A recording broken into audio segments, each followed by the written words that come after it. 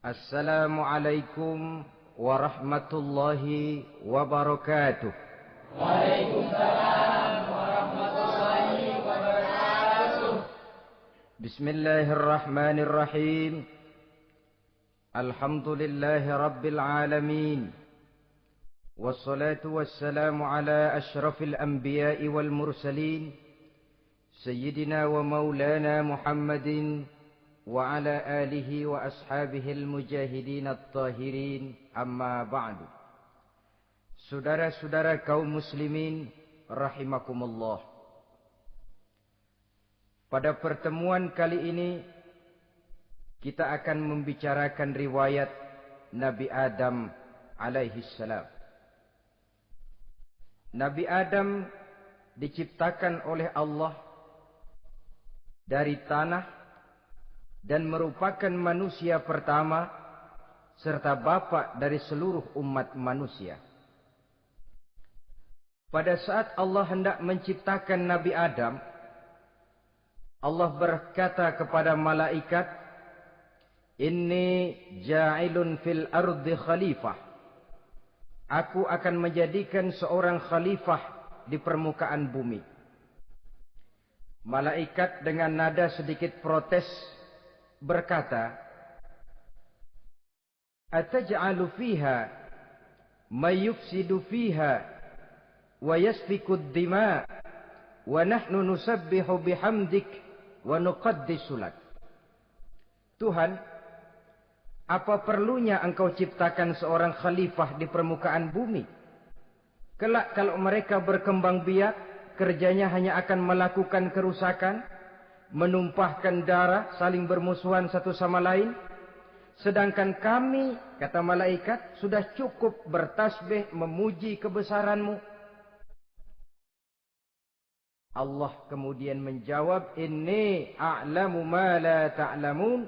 Aku lebih tahu tentang apa yang kalian semua tidak mengetahuinya. Setelah diciptakan Nabi Adam daripada tanah, ditiupkan roh, maka Allah kemudian mengajarkan kepada Nabi Adam berbagai macam ilmu pengetahuan. Wa 'allama Adam al-asma'a kullaha. Kemudian Allah mengajarkan Nabi Adam nama-nama segala sesuatu. Nama merupakan simbol daripada ilmu pengetahuan. Nabi Adam akan dijadikan khalifah di permukaan bumi. Maka dibekali oleh Allah Subhanahu wa taala al-asma'a kullaha, nama-nama segala sesuatu. Yang dimaksud di sini ialah al-ulumal katsirah, ilmu pengetahuan yang banyak. Malaikat pada mulanya protes. Kami kan sudah cukup bertasbih Tuhan. Kami kan sudah cukup memujimu. Untuk apa lagi membuat manusia sebagai khalifah di permukaan bumi? Seolah-olah malaikat tidak setuju. Allah yang maha tahu rahasia segala sesuatu memberikan vonis, aku lebih tahu tentang apa yang kalian semua tidak tahu. Oleh karena Nabi Adam dipersiapkan untuk menjadi seorang khalifah di permukaan bumi, maka dibekali oleh Allah dengan ilmu pengetahuan. Begitu Nabi Adam dan begitu kita. Karena bukan cuma Nabi Adam, kita pun oleh Allah dijadikan sebagai khalifah-khalifah di permukaan bumi ini. Yang nilai kekhalifahan kita bergantung kepada kondisi kita masing-masing. Ada orang yang menjadi khalifah level internasional, menjadi pemimpin dunia Islam. Ada orang menjadi khalifah level nasional saja. Ada khalifah tingkat kota saja, ada khalifah tingkat kecamatan, ada khalifah tingkat RW, RT, sekurang-kurangnya khalifah untuk tingkat rumah tangga masing-masing. Nah, tanpa membekali diri dengan ilmu pengetahuan, jangan berharap kita akan bisa melaksanakan tugas sebagai khalifah di permukaan bumi ini. Apapun saja, Nabi mengajarkan, man arada dunya fa'alaihi bil ilmi, wa man arada al akhirata fa'alaihi bil ilmi, wa man aradahuma fa'alaihi bil ilmi. Siapa yang menginginkan dunia harus dengan ilmu. Yang menginginkan akhirat juga harus dengan ilmu. Yang menginginkan dunia akhirat juga harus dengan ilmunya. Tanpa dasar ilmu, maka manusia tidak akan bisa menjalankan tugas kekhalifahan. Setelah diajarkan Adam nama segala sesuatu, dikonfrontir, dihadapkan dengan malaikat. Malaikat, kalau tadi kamu bilang buat apa perlunya menciptakan khalifah? Nih bentuknya. Adam. Sekarang malaikat, coba kamu sebutkan nama segala sesuatu ini yang ada di sini ini. Malaikat berkata, Subhanaka la ilma lana illa ma 'allamtana. Ya Allah, kami tidak punya ilmu, kami tidak tahu semua itu kecuali apa yang telah Engkau ajarkan kepada kami. Kalau kamu tidak sanggup, Adam, sebutkan nama-nama semua itu. Adam menyebutkannya dengan lancar. Ketika itulah Allah memerintahkan malaikat untuk sujud kepada Nabi Adam alaihi salam. Sujud di sini bukan sujudul ibadah, sebab sujud ibadah kepada yang selain Allah haram. Tapi sujud di sini sujudut tawadhu' i'tirafan bifadili Adam. Sujud merendahkan diri sebagai pengakuan terhadap keutamaan dan kelebihan Nabi Adam. Maka orang yang banyak ilmunya lebih utama dari orang yang hanya banyak ibadahnya. Bahkan iblis lebih takut kepada orang alim yang sedang tidur daripada orang goblok yang lagi ibadah. Model ini diceritakan dalam Ihya-nya Imamul Ghazali. Iblis masuk ke masjid mau menggoda orang lagi sholat. Sudah masuk di pojok masjid, dia lihat orang lagi tidur. Ngacir iblis keluar, cepat benar. Pucat mukanya. Ketemu di jalan sama temannya. Kenapa lari, Mas?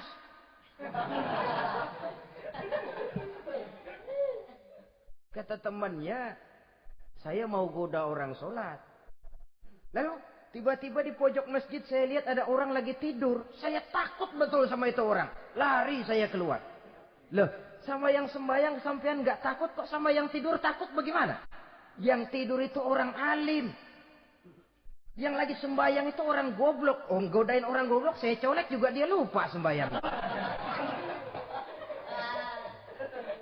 Tapi orang alim ini saya takut betul. Lah kalau diukur dengan malaikat waktu itu Nabi Adam, ibadahnya lebih banyak malaikat, jelas. Sudah bertasbih, sudah bertahmid malaikat. Nabi Adam baru diciptakan. Tapi kenapa Allah perintah malaikat sujud kepada Adam? I'tirafan bifadili Adam. Keutamaan Nabi Adam.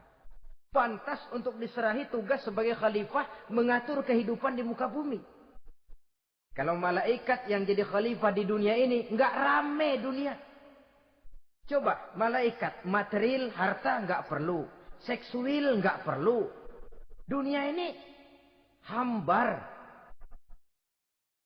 Justru dunia ini menjadi ramai setelah manusia diberikan fungsi sebagai malaikat, sebagai khalifah oleh Allah Subhanahu wa taala. Saudara-saudara kaum muslimin rahimakumullah, setelah nyata kelebihan Nabi Adam, maka Allah perintahkan Nabi Adam tinggal di surga dengan segala kenikmatan yang ada di dalamnya. Tapi lantaran sendirian, kesepian Nabi Adam ini. Allah Maha Tahu, maka diciptakannya pasangannya, yaitu Siti Hawa dari tulang rusuk yang sebelah kiri. Sehingga Nabi pernah pesan begini, Istausu bin nisa fa innahunna khuliqna min dhil'in. Hati-hati kamu ngadepi perempuan. Yang tolong dengar nih yang laki-laki, yang perempuan belaga budak aja dulu lah. Hati-hati kamu ngadepi perempuan. Fa innahunna khuliqna min dhil'in, karena perempuan diciptakan dari tulang rusuk sebelah kiri. Apa watak tulang rusuk? Tulang rusuk itu kan bengkok. Perempuan tuh begitu, didiemin aja bengkok terus, dikerasin patah.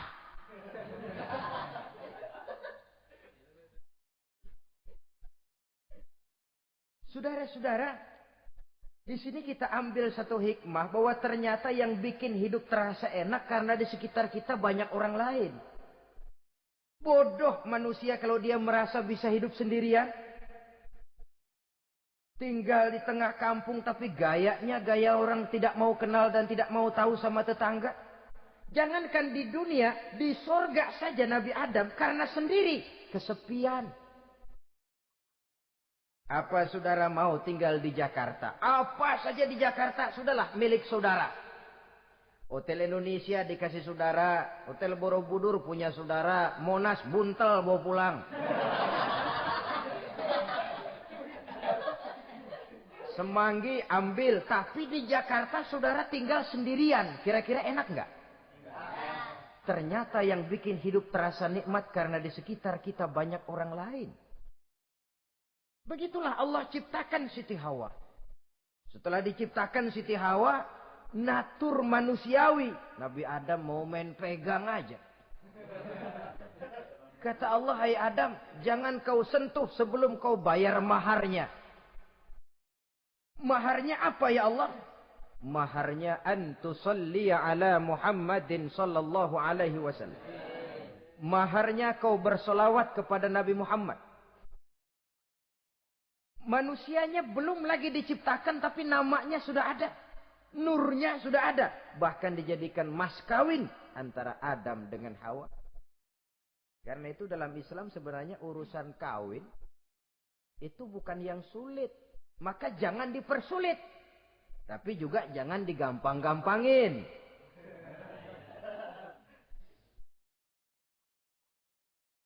Artinya yang namanya mahar ini, walaupun cuma sebentuk cincin besi kalau orang sangat tidak mampu. Bahkan dengan mengajarkan Fatihah saja sah sudah. Saya terima nikahnya Fulanah binti Fulan, dengan mas kawinnya saya ajarkan dia surah Fatihah. Kalau memang kere betul, tidak punya apapun, sah sudah itu. Agama ini mudah, karena itu jangan dipersulit, tapi juga jangan digampang-gampangin. Setelah itu Allah memerintahkan, Ya Adam uskun anta wa zawjukal jannah. Hai Adam, kau dan istrimu tinggallah dalam surga. Wa kula minha ragadan haitsu syi'tuma. Segala makanan yang ada di dalamnya boleh kau makan. Pakaian yang aneka warna boleh kau pakai. Nikmati seluruh fasilitas yang ada di surga ini. Cuma atu aja Adam. Yang lain boleh dah. Mau ngapa pakai atu aja jangan. La taqraba hadhihi syajarah. Jangan kamu dekati pohon khuldi itu. Dekat saja jangan. Apalagi sampai metik. Jangan Adam. Saudara, ma'asyiral muslimin, itulah watak manusia. Kalau ada 10 persoalan, yang 9 boleh, yang 1 tidak boleh, yang tidak boleh yang bikin dia penasaran. Gua pengen tahu ngapa kagak boleh sih. Timbul penasaran. Apalagi iblis selalu berusaha. Sebab pada waktu malaikat disuruh sujud, semuanya sujud kepada Adam. Iblis tidak mau sujud. Tuhan tegur. Iblis, kenapa kamu tidak mau sujud? Mana mungkin Tuhan. Saya akan dibikin dari api, kata iblis. Adam dari tanah. Unsur api lebih mulia dari unsur tanah. Masa saya harus tunduk kepada Nabi Adam? Gengsi dong. Adam kan anak kemarin sore, baru dibikin. Masa saya harus tunduk kepada orang yang macam itu? Ini kan perintah aku iblis. Kalau kau tidak mau tunduk, keluar dari sorga ini. Terusir iblis dari sorga karena kesombongannya tidak mau sujud kepada Adam.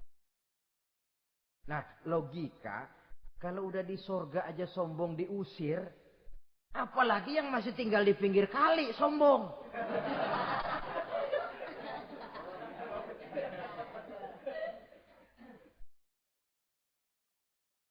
Tapi sejak peristiwa terusirnya itu, iblis bikin proklamasi. Apa proklamasi iblis? Rabbi fanzirni ila yaumi yub'asun.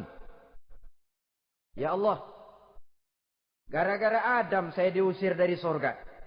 Saya minta kepadamu ya Allah, beri saya kesempatan sampai hari manusia dibangkitkan. Kata Tuhan, innaka minal munzarin. Oke, silakan. Mau apa iblis? Rabbi bima aghwaytani la uzayyinanna lahum fil ardi wa la ughwiyannahum ajma'in. Ya Tuhan, disebabkan engkau telah menyesatkan aku, akan aku hiasi mereka manusia dengan kejahatan yang ada di muka bumi ini, dan aku akan sesatkan mereka semua. Ini proklamasi iblis. Gara-gara Adam saya terusir dari surga, maka sejak saat ini Adam dan seluruh keturunannya musuh bebuyutan saya. Akan saya lakukan segala macam cara untuk menggelincirkan manusia agar mereka menjadi orang yang engkau murkai ya Allah. Kemudian Allah memberikan jawaban. Dialog ini saudara bisa lihat dalam surah Al-Hijr ayat 40, 41 sampai 44. Kata Allah apa? Inna ibadi laisa laka alaihim sultanun illa man ittaba'aka minal ghawin. Silahkan iblis. Yang lain barangkali bisa kau goda. Kecuali hamba-hambaku yang benar-benar hambaku, engkau tidak akan punya daya tipu mereka. Engkau tidak akan punya kemampuan menggelincirkan mereka. Kecuali kalau memang mereka sudah mau ikut pengaruhmu. Sepanjang mereka benar-benar menjadi hambaku, kata Allah. Hamba Allah yang sebenarnya, mereka di luar kekuasaanmu iblis. Tapi kalau mereka sudah turun menjadi hamba harta, hamba dunia, hamba pangkat, budak jabatan. Mereka itu yang bisa kau gelincirkan. Selama mereka masih tetap sebagai hambaku, kata Allah. Mereka di luar jangkauan kekuatan dan kekuasaanmu iblis. Nah, sejak saat itu kan iblis selalu nyari jalan. Nyari lantaran bagaimana Adam nih. Supaya dia tergelincir. Gara-gara dia saya diusir dari surga. Nguping terus iblis. Sampai akhirnya dia dapat berita tentang dilarangnya Nabi Adam mendekati pohon khuldi itu. Satu hari dengan muka sedih. Ya, iblis itu the best actor. Aktor ulung dia. Dengan roman muka sedih. Dia datang kepada Nabi Adam dan Siti Hawa. Kata Nabi Adam, iblis. Ente kok tampangnya demek amat sih?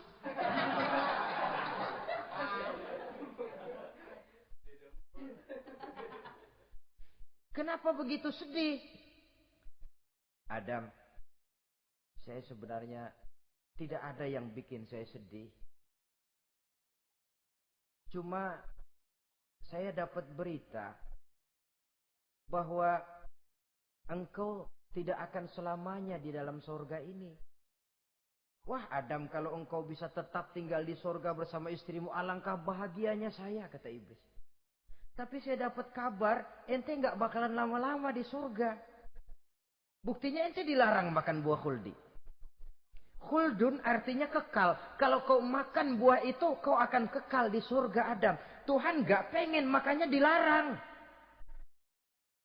Wa qasamahuma inni lakuma laminan nasihin. Untuk memperkuat omongannya, sumpah si iblis. Bener Dam, saya sih ngomong cuma buat kepentingan ente. Saya sayang sama ente. Yang tahu cuma saya dah. Bicaranya seolah-olah untuk kepentingan Nabi Adam. Sebenarnya tujuannya tidak lebih menjerumuskan Nabi Adam. Begitu iblis zaman dulu, zaman Adam. Dan begitu iblis zaman sekarang.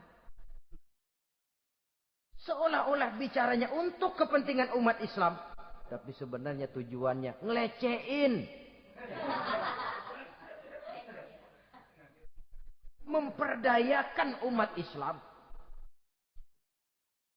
Dia bilang kepada Adam, saya sih cuma ngasih saran Adam. Kalau ente pengen selamanya di surga, petik aja tuh buah. Pokoknya beres dah. Itu si Tuhan ngelarang, ya bohongin doang lo. Supaya kau dan istrimu tidak lama-lama di surga, maka dilarangnya kau memakan buah khuldi itu. Udah, embat saja. Saudara-saudara, tipu daya iblis ini bisa kita baca dalam surah Al-A'raf ayat 20 sampai ayat 22. Nabi Adam tergoda, ditambah oleh bujuk rayu Siti Hawa.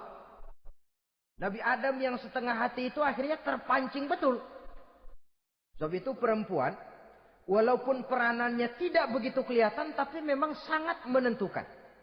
Tidak ada seorang suami bisa sukses jadi apapun dia tanpa peran serta istrinya. Karena itu sebagai muslim, kita punya teman hidup dan kita punya lawan hidup. Siapa teman hidup kita? Dalam arti sempit, teman hidup kita istri. Kalau dia istri tentu suami yang taat kepada Allah dan Rasulnya. Dalam arti luas, teman hidup kita ialah setiap muslim. Setiap orang yang pandangan hidupnya sama dengan kita. Itu teman hidup. Lalu lawan hidup kita siapa? Lawan hidup kita secara mutlak iblis dalam segala bentuknya. Iblis yang berbentuk halus, ini ngusirnya ada lebih gampang. Konon ya, iblis setan itu kalau dengar orang azan kan lari. Takut dia. Dibacakan bismillah, minggir.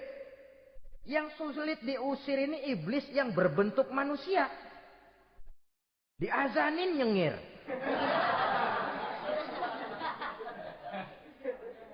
Gawat ini. Saudara-saudara, ini musuh dalam artian mutlak. Sedangkan musuh dalam artian ideologis, setiap orang yang pandangan hidupnya tidak sama dengan kita. Bahasa langsungnya, setiap orang di luar Islam secara ideologis, ya. Adapun secara manusiawi, kita tetap toleransi, saling menghormati, setuju dalam perbedaan pendapat, kembali kepada prinsip lakum dinukum. Kewajiban saling menghormati sesama manusia, tapi secara ideologis tidak ada kompromi. Begitulah Nabi Adam tergoda. Dan begitulah iblis selalu menggoda keturunan-keturunan Nabi Adam. Sampai kepada kita sekarang ini.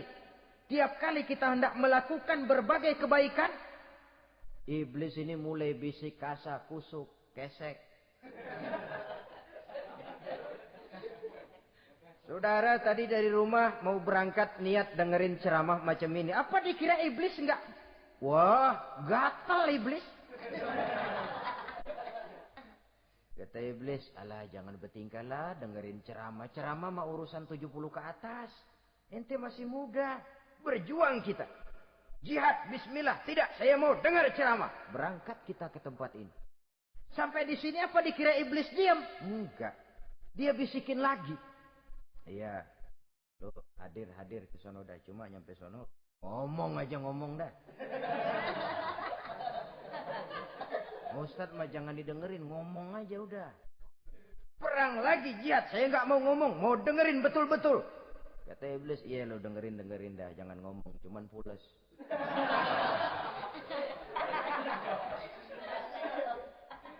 Segala macam cara dilakukan oleh iblis untuk menggelincirkan manusia. Ketika Nabi Adam mengambil buah khuldi itu, datanglah murka Allah. Adam, seolah-olah kalau bahasa kita, kelewatan kamu Adam. Dari belum ada aku ciptakan kau. Barangkali kau merasa kesepian, aku ciptakan Hawa.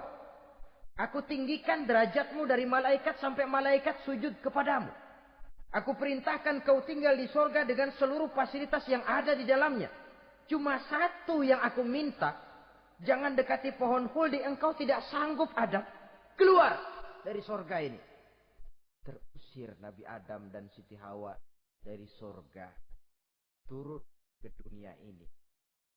Turun terpisah lagi. Ya Allah. Orang itu kalau biasa susah, ketemu susah sih emang lalap namanya. Makanannya. Tapi biasa seneng ketemu susah. Ini yang kalau tidak kuat mental. Tengoklah zaman sekarang kan nih. Kalau tuan-tuan rajin baca pos kota. Kayaknya nyawa murah bener. Pasal duit 100, nyawa hilang. Pasal diputusin pacar, begon ditenggak. Gantung diri pakai tali plastik. Murah betul kelihatannya jiwa itu. Sehingga pantas kalau Nabi pernah katakan irhamu salasatan minan nas. Sayangilah 3 macam manusia. Pertama, azizan zalla, orang mulia yang jatuh hina. Pejabat tinggi kalau pensiun kesian bener. Ya Allah. Udah nggak ada yang ngasih hormat, tanda tangan nggak laku. Azizan zalla, orang mulia yang jatuh hina. Yang kedua, ghaniyan qad iftaqara, orang kaya jatuh miskin. Dari hidup serba ada, jatuh melarat. Yang ketiga, faqihan yal'abu bihil juhal. Ahli fikih ngerti hukum tapi dipermainkan oleh orang-orang bodoh yang kebetulan punya kekuasaan. Lalu keluar fatwa sesuai dengan pesan sponsor. Yang halal bisa jadi haram, yang haram dibikin remeng-remeng. Ahli fikih dipermainkan oleh orang bodoh. Kasihan betul. Terpisah Adam dengan Hawa ini. Adapun Nabi Adam turun menyesal dengan seluruh kesalahannya. Sujud, taubat, menangis. Menurut riwayat 300 tahun beliau sujud. Seraya membaca Rabbana zalamna anfusana wa illam taghfir lana wa tarhamna lanakunanna minal khasirin. Ini doanya Nabi Adam. Ya Allah, kami telah zalim kepada diri kami sendiri. Andai kata engkau tidak kasihan, tidak memberikan ampun kepada dosa yang kami lakukan, sungguh kami termasuk ke dalam golongan orang-orang yang rugi. Ini yang dibaca Nabi Adam dalam taubatnya. Di akhir taubatnya, Nabi Adam munajat kepada Allah. Ya Allah, dengan kebesaran Muhammad, ampunilah dosa saya. Allah tegur, kaifa araftahu ya Adam, walam akhluqhu. Dari mana kau bisa tahu nama Muhammad Adam, padahal aku ciptakan saja belum manusianya. Kata Nabi Adam, pertama, ketika engkau ciptakan saya, engkau tiupkan ruh ke dalam jasad saya. Terbuka mata saya memandang ke bawah arasmu. Di sana nampak dengan jelas tertulis di kaki arasmu, La ilaha illallah Muhammadur Rasulullah. Taulah saya bahwa Muhammad ini orang yang paling dekat dengan engkau ya Allah. Sampai namanya bergandengan dengan namamu di kaki arasmu. Yang kedua, ketika saya hendak menyentuh Hawa, kau juga yang mengatakan jangan kau bayar maharnya sebelum kau bersolawat kepada beliau. Saudara hadirin yang saya hormati, Nabi Adam diterima taubatnya oleh Allah. Kemudian dipertemukan kembali dengan Siti Hawa setelah sekian lama berpisah. Pertemuan itu terjadi di satu dataran luas, di satu padang yang luas, yang sampai sekarang dinamakan dengan Padang Arafat. Tempat para ibadah haji melakukan wukuf, yaitu puncak pelaksanaan ibadah haji. Dan pertemuan itu sendiri terjadi di atas sebuah bukit kecil yang diabadikan dengan nama Jabal Rahmah di kawasan Arafat itu. Di atas Jabal Rahmah itu ada satu monumen kecil untuk mengabadikan pertemuan Nabi Adam dengan Siti Hawa. Lalu tinggallah keduanya di permukaan bumi ini. Oleh Allah diberikan karunia keturunan yang banyak. Dan tiap kali lahir kembar. Kembarnya laki perempuan, laki perempuan, laki perempuan. Dari sinilah berkembang biak manusia. Di mana di zaman Nabi Adam perkawinannya silang. Karena tentu tidak ada manusia lain. Perkawinan silang itu artinya, kalau si A dan B, A ini laki, B perempuan, kemudian lahir kembar kedua antara C dengan D, maka begitulah yang A dikawinkan dengan D, yang C dikawinkan dengan B. Perkawinan silang. Tidak boleh perkawinan yang kembar sama waktu dilahirkan. Nah, di antara putra-putra Nabi Adam yang kemudian juga membuat sejarah, yaitu Habil dan Qabil. Habil, saudara kembarnya namanya Labuda, perempuan. Qabil, saudara perempuannya Iklimah. Menurut hukum perkawinan waktu itu harus silang. Habil harus kawin dengan Iklimah dan Qabil harus kawin dengan Labuda. Tapi Qabil protes. Dia kepengen kawin dengan saudara kembarnya sendiri. Dalam arti yang sama-sama dilahirkan dengan dia, yaitu Iklimah. Kenapa? Karena kebetulan rupa Iklimah ini lebih cantik daripada Labuda. Protes kepada ayahandanya Nabi Adam. Apa? Saya tidak terima, saya harus kawin dengan Iklimah. Tidak, Qabil, kamu harus kawin dengan Labuda. Enggak mau. Kenapa dengan Labuda? Kurang kece.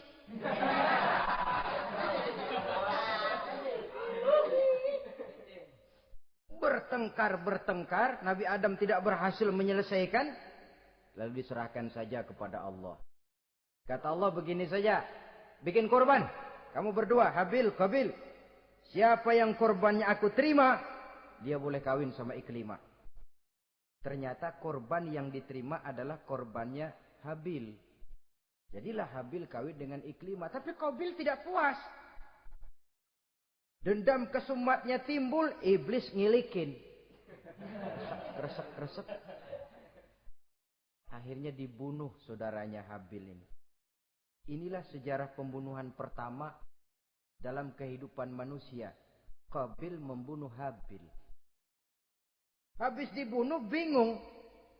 Bagaimana naruhnya ini mayat? Allah lalu memberikan petunjuk. Dalam Al-Ma'idah ayat 31 itu dijelaskan. Ada burung gagak berantem sama burung. Yang satu mati.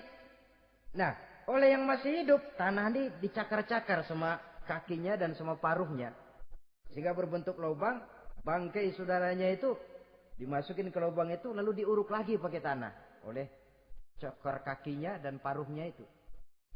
Sehingga Qabil, cara ini bisa.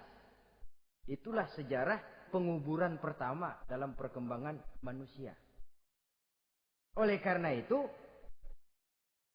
Nabi memberikan penjelasan, man sanna sunnatan hasanatan falahu ajruha wa ajru man amila biha wa fi riwayatin wa ajru man tabi'aha.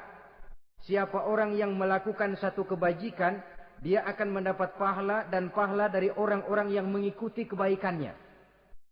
Misalnya saudara membentuk pengajian. Ramai pengajian saudara. 1000 orang yang datang ngaji, 1000 orang saudara dapat pahala. Sponsor kebaikan. Sebaliknya, wa man sanna sunnatan sayyi'atan falahu ismuha wa ismu man amila biha, ay wa ismu man tabi'aha. Siapa yang memulai suatu kejahatan, dia akan mendapat dosa dan dosa dari orang-orang yang melakukan atau mengikuti kejahatannya. Umpamanya saudara mengadakan pesta.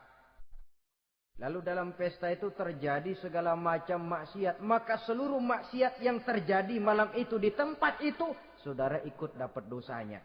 Kenapa? Sponsor. Tiap kali ada pembunuhan, Qabil dapat andil dosa. Kenapa? Sponsor. Tapi kalau 2 orang muslim, ini masalahnya Habil nggak ngelawan kan, dibunuh. Tapi kalau 2 orang muslim berkelahi, kata Nabi apa? Apabila 2 orang muslim saling berbunuh-bunuhan, maka al-qatil wal maqtul finnar. Baik yang membunuh ataupun yang dibunuh, dua-duanya neraka. Sahabat heran, ya Rasul, kalau yang ngebunuh masuk neraka pantas, tapi ini yang dibunuh kenapa neraka juga? Soalnya sama-sama niat, cuman keduluan aja. Itu kan masalahnya. Andai kata dia nggak terbunuh, dia yang akan membunuh. Niat itu sudah ada. Nah kalau Habil ini dia tidak punya niat membunuh, dia memang dibunuh oleh Qabil. Saudara-saudara kaum muslimin rahimakumullah. Lalu dari situlah berkembang biak keturunan Nabi Adam alaihi salam. Sehingga dengan demikian bisa kita katakan sebagai satu konklusi. Pertama, bahwa manusia adalah makhluk Allah yang menempati kedudukan tertinggi. Dan berasal dari Nabi Adam sebagai manusia pertama. Dengan malaikat sekalipun, manusia sebenarnya lebih tinggi. Kapan? Kalau dia tetap benar-benar sebagai hamba Allah. Yang membekali diri dengan ilmu pengetahuan. Laqad khalaqnal insana fi ahsani takwim. Kami ciptakan manusia dalam bentuk yang paling baik. Dan ketinggian manusia itu tidak ditentukan oleh bahan-bahan dari mana manusia diciptakan. Tapi ditentukan oleh adanya roh yang ditiupkan ke dalam jasadnya. Dan kemampuan yang ditimbulkan oleh nilai-nilai rohaniah tadi. Kalau secara biologis kita ini semua bahannya sama. Dari saripati mak tanah yang menghasilkan buah yang dimakan oleh mak bapak kita. Membentuk hormon, menghasilkan sperma. Terjadi kerjasama yang baik antara ibu dan bapak. Sehingga kemudian melahirkan kita ke alam dunia ini. Secara biologis bahan kita sama. Dan tidak itu yang menentukan ketinggian manusia. Walaupun keturunan juga mempengaruhi. Sebab sekarang ada istilah ramai orang bicara bayi tabung. Dan majelis ulama sudah memberikan fatwa kalau spermanya itu berasal dari sang bapak, tidak jadi masalah. Tapi kalau dari orang lain, haram. Yang lebih celaka lagi di negara maju, tidak lewat proses alam rahim. Jadi dalam satu tabung yang diberikan suhu yang mirip dalam kandungan, di situ dipertemukan antara sperma, air mani laki-laki, dengan ovum, air mani perempuan. Diberikan suhu yang mirip dalam kandungan, dan itu diharapkan bisa menghasilkan manusia lewat tabung kaca itu. Saya tidak sanggup bayangkan kalau sekarang orang tanya usul asal-usul kita, kan kita masih enak jawab. Kamu anak siapa? Oh, bapak saya Fulan, ibu saya Fulana. Oh, kenal saya. Tapi manusia yang akan datang kalau proyek ini berhasil, bapakmu siapa? Enggak tahu, saya dulu keluar dari tabung, Pak. Rendah betul martabat manusia. Sama saja dengan ada perempuan pernah protes, Pak, Islam itu enggak adil katanya. Kenapa? Masa dalam Islam laki-laki boleh kawin lebih dari satu, tapi perempuan nggak boleh kawin lebih dari satu. Supaya sama-sama adil, boleh dong perempuan punya laki lebih dari satu. Saya bilang, justru disitulah Islam itu hendak menjaga martabat manusia. Kalau seorang suami punya istri empat-empatnya lalu hamil, bapaknya jelas. Tapi kalau perempuan satu punya suami 4 lalu hamil, bapaknya yang mana ya?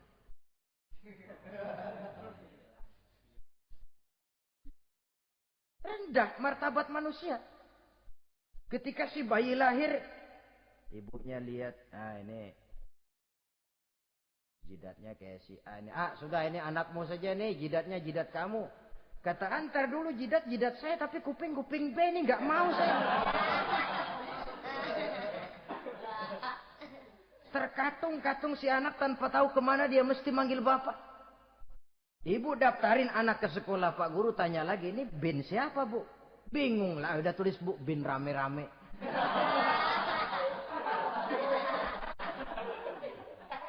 Kan rusak martabat manusia kalau sudah begitu. Justru Islam ini menjaga ketinggian martabat manusia. Jadi manusia itu fi ahsani takwim. Kapan? Kalau dia bisa menjaga kehambaannya di hadapan Allah dengan melaksanakan fungsi sebagai khalifah di permukaan bumi. Tapi bila dia sudah tidak lagi menjadi hamba Allah, tidak lagi berfungsi sebagai khalifah, dia sudah masuk summa radadnahu asfala safilin. Kami kembalikan ke tempat yang paling rendah, lebih rendah dari binatang sekalipun. Kalau dia tetap menjaga posisinya lebih tinggi dari malaikat. Oh, malaikat saja sujud kepada Nabi Adam. Apalagi kepada makhluk-makhluk yang lain manusia ini. Tapi kalau dia tidak pandai, lebih rendah daripada binatang. Inilah uniknya makhluk bernama manusia. Dengan posisinya dia bisa menjadi lebih tinggi dari malaikat. Tapi juga dia bisa meluncur lebih rendah daripada binatang. Untuk menjaga itulah diperlukan agama dalam kehidupan kita sekarang ini. Bukan cuma sebagai lipstick, tapi sebagai pedoman, sebagai way of life yang akan mewarnai cara kita berpikir, state of mind, rule of thinking, cara kita memandang kehidupan ini diwarnai oleh nilai-nilai agama. Dengan demikian, maka manusia bukan keturunan kera. So, ada satu teori namanya teori evolusi yang disampaikan buat pertama kali oleh Charles Darwin. Dia mengemukakan teori bahwa perkembangan kehidupan sesungguhnya di dunia ini menunjukkan mata rantai yang utama melalui apa yang dia namakan seleksi alamiah. Mula-mula dari ikan, melalui seleksi ke amfibi. Dari amfibi ke reptil, dari reptil ke mamalia. Dari mamalia ke mamalia kecil. Dari mamalia kecil ke primat. Dari primat ke monyet. Dari monyet menjadi Homo erectus. Ini teori Darwin. Tapi dia tidak jelas-jelas mengatakan bahwa manusia keturunan monyet. Hanya seketurunan. Seketurunan kan tidak berarti keturunan. Begini saja. Toyota Kijang sama Toyota Corolla itu seketurunan. Tapi Corolla dengan Kijang kan lain. Cuma seketurunan. Dalam arti sumbernya sama. Makhluk yang tidak tahan seleksi alam oleh udara yang sangat dingin, perkembangan cuaca yang sangat panas, gempa bumi dan sebagainya, seleksi alam dia namakan, hilang, musnah dari peredaran. Seperti ada binatang raksasa itu dinosaurus, sekarang kan cuma tinggal dongeng saja, tinggal nama atau kerangka. Itu oleh seleksi alam dia nggak lulus, hilang. Yang bertahan, yang lulus seleksi alam. Manusia walaupun kecil yang lulus seleksi alam ini. Biar dihantam gempa bumi, angin topan, tetap aja ngejedok. Nah, teori Darwin ini, teori evolusi ini didukung dan dibuktikan oleh peninggalan fosil atau binatang dan tumbuhan yang hidup dan mati selama perkembangannya. Dari bentuk organik pertama hingga pendahulu terdekat daripada manusia. Tapi ada satu kelemahan dari pokok daripada teori evolusi ini. Pertama, garis perkembangan dari Homo erectus, yakni manusia jalan tegak, semacam gorilawi itu, sampai kepada manusia mutaakhir masih belum menentu. Artinya, okelah, kalau manusia seketurunan dengan kera, batas antara manusia yang wujud sekarang dengan manusia purba itu apa? Yang menjadi penghubung. Monyet tidak mungkin. Ini dianggap mata rantai yang hilang. Missing link namanya dalam istilah ilmiahnya. Dan ini masih dicari sampai sekarang. Kalau pendahulu terdekat manusia mutaakhir ini manusia purba. Katakan Homo erectus. Manusia jalan tegak. Lalu generasi sudah itu sebelum berbentuk manusia apa? Ternyata sampai sekarang masih ada missing link. Mata rantai yang hilang. Lalu yang kedua, teori evolusi berhenti kepada manusia mutaakhir. Kalau memang kita manusia sekarang ini hasil evolusi, tentu kita akan terus berevolusi lagi. Dan akan jadi apa kita nanti? Ternyata sudah ribuan tahun manusia tetap manusia begini-begini aja. Tidak berevolusi kita ini. Apa lalu matanya jadi cuma satu di tengah? Hasil evolusi? Kan tidak. Tidak berevolusi. Jadi kembali kepada Quran. Manusia pertama adalah Nabi Adam. Dan manusia-manusia berikutnya keturunan daripada Nabi Adam. Dan bukan hasil evolusi daripada monyet. Juga tidak akan berevolusi kemana-mana. Kalau demikian benarkah teori evolusi? Untuk mengatakan mutlak benar, bukan wewenang kita. Untuk mengatakan salah total, juga kebenaran ilmu adalah relatif sebagai relatifnya daya pikir manusia. Di samping dia harus membuktikan kebenarannya, maka kebenaran ilmiah adalah kebenaran yang relatif dan temporer. Contoh kecil saja. Dulu orang berteori bahwa bagian yang terkecil dari suatu benda namanya molekul, kan begitu? Molekul ini nggak bisa dibagi-bagi. Bagian yang paling kecil dari suatu benda namanya molekul. Ilmu terus berkembang. Ternyata molekul sebenarnya terdiri daripada atom. Atom itulah bagian terkecil dari suatu benda yang nggak bisa dibagi-bagi lagi. Nah, berubah sudah teori pertama. Tidak jadi molekul sekarang, atom. Belakangan rupanya atom masih tersusun dari partikel-partikel. Partikel inilah bagian yang terkecil dari satu benda. Berubah lagi sudah. Dan tidak mustahil akan ada penemuan bahwa partikel pun masih bisa dibagi-bagi lagi. Begitu juga dengan teori evolusi ini. Sehingga beberapa ahli semacam Dr. Charles Oxnard, Dr. Jane Paul Hallett dari Chicago dan California, mereka sudah membantah teori evolusi ini. Namun masalah paling pokok dari kita ialah kita diciptakan oleh Allah berasal dari Nabi Adam alaihi salam. Nabi Adam diciptakan dari tanah. Dan kita bukan hasil dari evolusi, juga tidak akan berevolusi. Nah, lalu kepada makhluk bernama manusia diberikan fungsi sebagai khalifah di permukaan bumi ini. Ini yang dulunya malaikat protes. Sebagai khalifah, tugas kita apa? Khalifah Allah di muka bumi. Menerjemahkan sifat Allah sesuai dengan batas-batas kemanusiaan kita. Allah Maha Pengasih. Berusahalah kita pengasih kepada makhluk sesuai dengan batasan manusiawi kita. Allah Maha Menolong. Ringan tanganlah kita menolong orang yang memerlukan sesuai dengan batas kemampuan kita. Fungsi khalifah. Untuk bisa berfungsi sebagai khalifah secara baik, kita harus mempunyai modal yang dinamakan ilmu pengetahuan. Dan Islam sangat menggalakkan itu. Jauh dulu 14 abad yang lalu, dari desa kecil yang bernama Mekah yang peta belum muat, orang di dunia belum kenal, sudah keluar seruan utlubil ilma walau bisin, tuntutlah ilmu walaupun di negeri Cina. Ngomong Cina di Mekah. Padahal Mekah waktu itu belum masuk peta, belum dikenal orang. Sudah ada revolusi ilmu dan budaya. Belajar walaupun harus nyebrang ke negeri Cina. Lalu ada lagi misalnya allimu auladakumus sibahata warrimayah, kata Nabi. Ajarkan anakmu renang dan lempar. Lempar lembing, lempar cakra. Olahraga. Satu tanda Islam agama masa depan. 14 abad yang lalu di Saudi Arabia, Nabi mengajarkan, ajari anakmu berenang. Kalau Islam agama untuk orang Arab saja, mau berenang di pasir. Tapi wawasan pandangannya luas. Bahwa Arab sebagian besar memang Islam, betul. Tapi Islam bukannya Arab, itu juga jelas. Sepanjang kita masih menjadi khalifah Allah, maka sepanjang itu kita fi ahsani taqwim. Nah, sebagai khalifah Allah kita bertugas membudidayakan alam ini.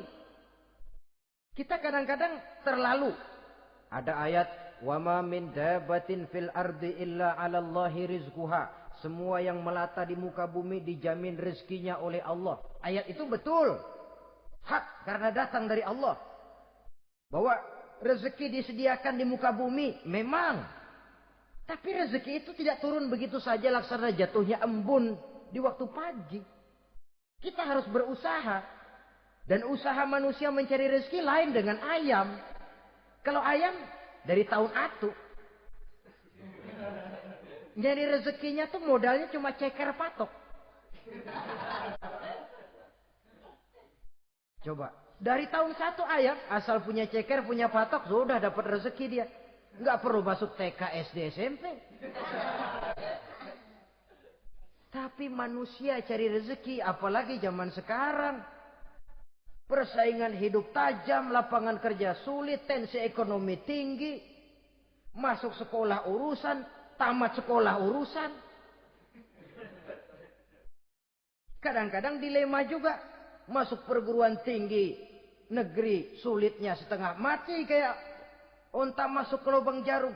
Masuk perguruan tinggi swasta yang favorit biayanya selangit. Artinya tanpa membekali diri dengan ilmu, keahlian, skill, kemampuan, fungsi sebagai khalifah sulit untuk bisa kita laksanakan. Saudara-saudara kaum muslimin yang berbahagia. Kalau fungsi khalifah ini mampu kita laksanakan, iblis putus asa sudah. Sebagai khalifah di satu pihak kita menyembah hanya kepada Allah. Di lain pihak kita membudidayakan alam ini. Ada apa sih di perut bumi? Minyak, gas, timah, emas. Ada apa sih di lautan? Pelajari lewat oceanografi. Membudidayakan alam. Air sungai supaya arusnya nggak mengalir mubazir. Ada manfaatnya, bisa menimbulkan energi yang menghasilkan tenaga listrik. Bisa mengairi persawahan, irigasi. Bikin apa? Bikin dam, membudidayakan alam. Tapi juga mengislamkan budidaya itu. Bahasanya mengkulturkan natur, mengislamkan kultur. Membudidayakan alam dan mengislamkan budi dan budaya manusia ini. Sehingga apapun yang kita kelola dari alam ini nantinya akan untuk menunjang tugas sebagai khalifah, sujud kepada Qadhi Rabbul Jalil. Saudara-saudara, maka bersyukur kita. Oleh Allah dijadikan manusia. Tidak pesan, terima beres, cantik. Dari segi biologis maupun psikologis, tidak ada makhluk secantik manusia. Dibekali dengan agama, di samping akal. Sehingga agama membimbing akal agar sampai kepada kebenaran yang hakiki. Kita sebagai keturunan Nabi Adam memegang fungsi khalifah. Jadi jangan main-main loh. Kita ini turunan Nabi, betul ini. Saudara-saudara yang hadir semua di depan saya ini, termasuk saya, kita gini, turunan Nabi kita ini. Nabi Adam.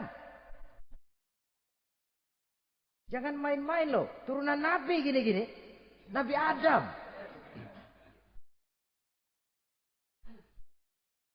Sayang kalau posisi yang tinggi kita tidak melaksanakan fungsi yang tinggi. Sayang betul.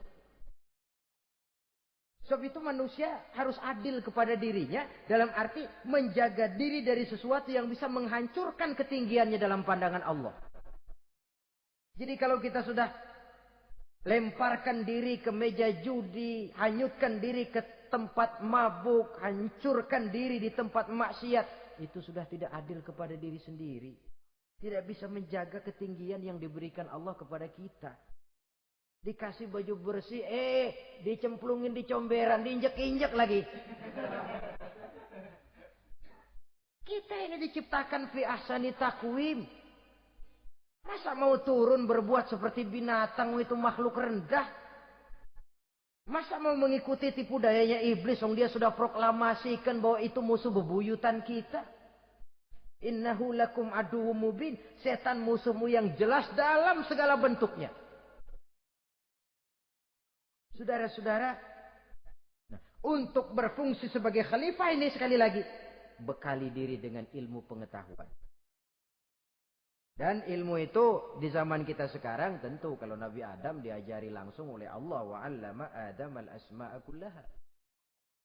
Lah kalau kita mau nunggu Tuhan ngajarin, geblek terus. Ya tidak mustahil Allah memberikan ilmu yang disebut ilmu laduni ya. Transfer. Langsung Allah memberikan kepada seorang hamba, membukakan pintu hatinya. Tapi bukan potongan kayak kita yang dapat ilmu laduni macam begitu. Satu contoh. Menurut ceritanya, Hadratus Syekh Kiai Hasyim Asy'ari itu kan ngaji beliau kepada Kiai Khalil Bangkalan, Madura. Kiai Khalil nih Bali. 2 tahun. Berguru di sana enggak diajarin apa-apa. Cuma kalau pagi nyari rumput. Tiap hari 2 tahun akhirnya Hadratus Syekh bilang, Kiai, saya kapan diajari? Sudah Hasyim, kau pulang saja. Insya Allah kau alim. Itu aja pulang jadi orang alim. Ya di samping terus beliau belajar ke Mekah. Kita harus melalui proses belajar. Ini untuk menunjang tugas kekhalifahan kita. Sebagai hamba Allah dan sebagai khalifah Allah di permukaan bumi. Sehingga 2 tugas ini bisa kita laksanakan dengan sebaik-baiknya. Menjaga martabat manusia sebagai makhluk yang mulia dan keturunan dari Nabi Adam alaihissalam. Saudara-saudara, ini sajalah pembicaraan kita kali ini. Terima kasih banyak atas segala perhatian. Mohon maaf atas segala kekurangan. Usikum wa nafsi bitaqwallah. Aqulu qauli hadza. Wassalamualaikum warahmatullahi wabarakatuh.